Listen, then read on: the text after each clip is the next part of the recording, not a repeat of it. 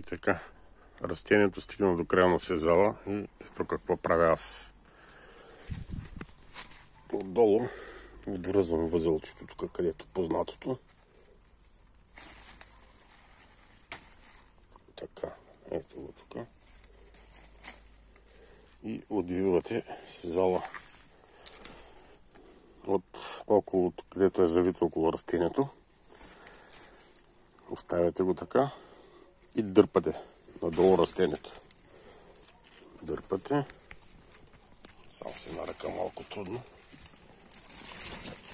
И ето.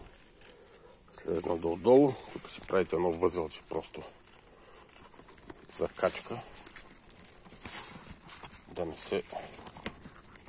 Малко няма да виждате какво правя, но идеята е просто и така да се закачи. Ето. Растението слезна отдолу и нагоре се освободи още разстояние. Ето. И така.